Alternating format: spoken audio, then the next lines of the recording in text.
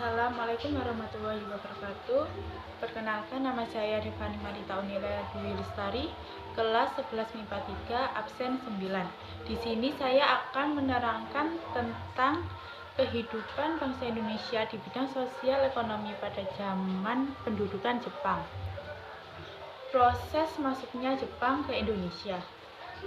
Kedatangan Jepang tidak langsung tiba-tiba di wilayah ibu kota Indonesia, tetapi dengan cara bertahap. Pada tanggal 8 Desember 1941, secara tiba-tiba Jepang melakukan serangan ke Pearl Harbor yang menjadi pangkalan terbesar Angkatan Laut Antartika di Pasifik. Setelah penyerangan atas Pearl Harbor, selanjutnya Jepang dengan cepat melakukan sebuah serangan ke selatan termasuk ke Indonesia. Jepang pertama kali tiba di Indonesia di Tarakan, Kalimantan Timur pada tanggal 11 Januari 1942. Di Balikpapan pada tanggal 24 Januari 1942. Di Pontianak pada tanggal 29 Januari 1942, di Samarinda pada tanggal 3 Februari 1942, dan di Banjarmasin pada tanggal 10 Februari 1942.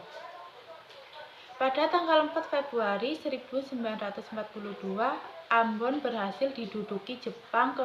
Pada tanggal 10 Februari 1942, Jepang menguasai Palembang dan sekitarnya.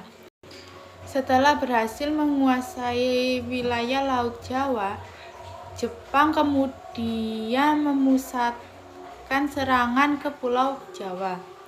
Pada tanggal 28 Februari 1942, Jepang berhasil mendapat di 3 tempat sekaligus, yaitu di Teluk Banten, di Eretan Wetan, Jawa Timur, dan di Seragen, Jawa Tengah. Sebuah tentara Jepang ke Indonesia yang demikian besar dan cepat, tentara Belanda tidak dapat mampu bertahan setelah secara resmi menerima pernyataan kedaulatan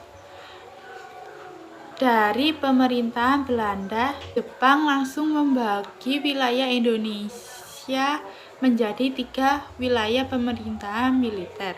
1. Wilayah 1 Angkatan Darat yang disebut Hunsaibu. Wilayah 2 Angkatan Darat yang disebut Rikuku. Wilayah 3 Angkatan Laut yang disebut Kaibun. Pada awal kedatangan pemerintahan militer, Jepang bersikap baik kepada bangsa Indonesia dengan mengaku sebagai saudara tua bangsa Indonesia. Setelah Jepang mengetahui harapan besar dari Indonesia untuk mencapai kemerdekaan, mereka mulai menciptakan propaganda. Propaganda yang terkenal disusun Jepang adalah gerakan 3A. 1. Jepang Pelindung Asia. 2. Jepang Pemimpin Asia. 3. Jepang Cahaya Asia. Setelah propaganda, Jepang juga melakukan berbagai tindakan nyata berupa pembentukan badan-badan kerjasama seperti berikut. 1.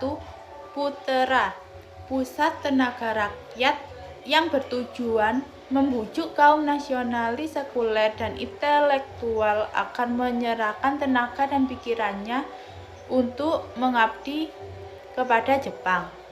2.